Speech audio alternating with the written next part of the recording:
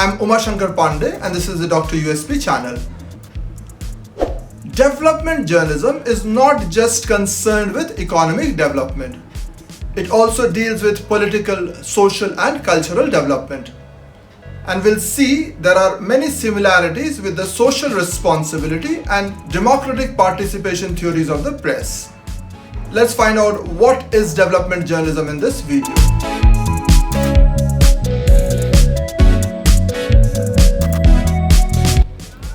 There are three major schools of thought in development journalism. One is pro-process, the other is pro-participation, and then there is the pro-government school of thought. Development journalism is concerned not just with the content of journalistic output but also its format. The concept of development journalism arises from the understanding that journalists in third world societies operate in a unique set of realities. They are expected to play certain roles that are very different from the norms of Western media systems. It is both a descriptive and prescriptive normative philosophy of media-society relationship. Development journalism was first conceived in the 1960s at the Press Foundation of Asia in Philippines. It was found that while journalists were reporting government press releases and quotes, they gave very little attention to detailed analysis, interpretation or evaluation of development projects, policies or problems. Development journalism was also boosted by the de-Westernization efforts in Asia especially. At the 1985 Bangkok Symposium, Asian perspectives on communication theory from Chinese, Islamic, Japanese and Indian viewpoints were discussed. There were efforts to indigenize Western theories to local and national realities. According to David O. Edini, development journalism is the kind of journalism which pays sustained attention to the coverage of ideas, policies, programs, activities, and events dealing with the improvement of the life of a people. It takes the stand that media have a social responsibility to promote development. A. Romano in 2005 divided development journalism perspectives into 5 categories. Firstly, journalists are regarded as nation builders. Basically, this advocates that news reporting should be aimed at maintaining social stability, building social harmony and strengthening national economy. The second perspective is that of journalists as government partners, where partnership with government is more important than press freedom. Thirdly, journalists are also seen as agents of empowerment. Journalists should empower the ordinary people, not the elite, to participate in public life and human development. Fourthly, journalists as watchdogs, and fifthly, journalists as the guardians of transparency. These advocate that journalism should monitor the performance of the government. There are 3 major schools of thought in development journalism. Firstly, the pro-process. This assumes journalism should support and contribute to the process of development. The process has to be told in simple language and in a humanizing fashion. What matters in development journalism is to facilitate and foster social, economic and cultural developments. Pro-participation journalists, on the other hand, place more emphasis on participation of the ordinary people. They advocate that ordinary people should be empowered to participate in the process of development. Pro-government school emphasizes the constructive cooperation between the press and the government.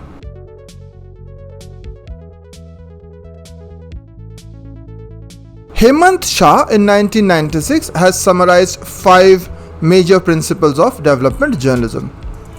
Firstly, development journalism is concerned with social, cultural and political aspects of development and not just the economic.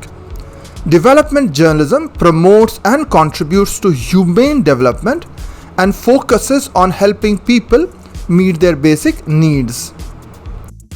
Secondly, development journalism is democratic and emphasizes communication from the bottom up. Bottom-up reporting results in news that includes the voices and perspectives of all people, especially the disprivileged. Development journalism allows grassroots people access to mass audiences and policy makers. Development journalism is both pragmatic and unconventional in its approach to reporting.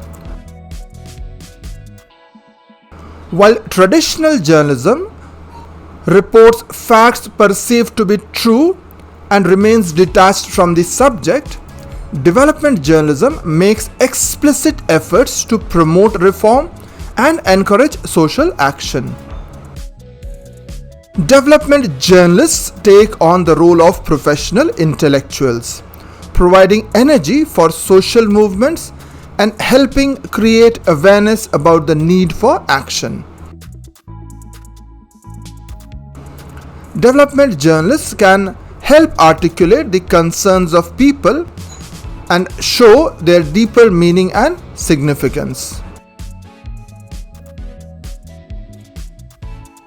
Development journalists encourage the production of development journalism at multiple sites.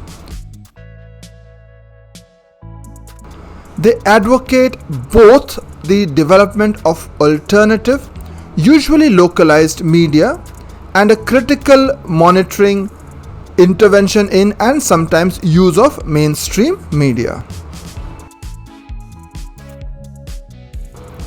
The criteria for development news, that is determining whether or not a news item can potentially contribute to development, should not be based on the source of message, that is independent media or government controlled media, but rather on the characteristics of the message itself.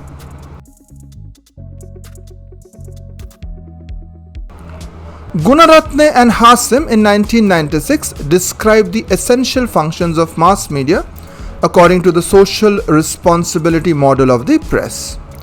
Firstly, servicing the political system by providing information, discussion and debate on public affairs. Secondly, enlightening the public as to make it capable of self-government. Thirdly, safeguarding the rights of the individual by serving as a watchdog against government. Fourthly, servicing the economic system primarily by bringing together the buyers and sellers through the medium of advertising. Fifthly, maintaining its own financial self-sufficiency so as to be free from pressures of special interests. There are two major approaches within development journalism. The first is investigative and the second is authoritarian benevolent. The investigative type focused on critical questioning and evaluation of the usefulness of development projects.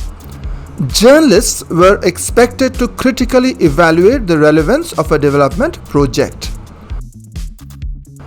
They were to critically examine, evaluate and report A. the difference between a planned scheme and its actual implementation, and B.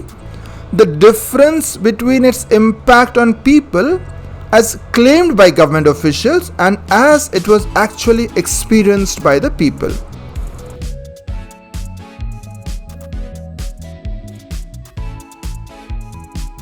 The authoritarian benevolent system of development journalism was strongly advocated by authoritarian governments who believed that journalism should cooperate with governments in nation building and overall social, economic and political development.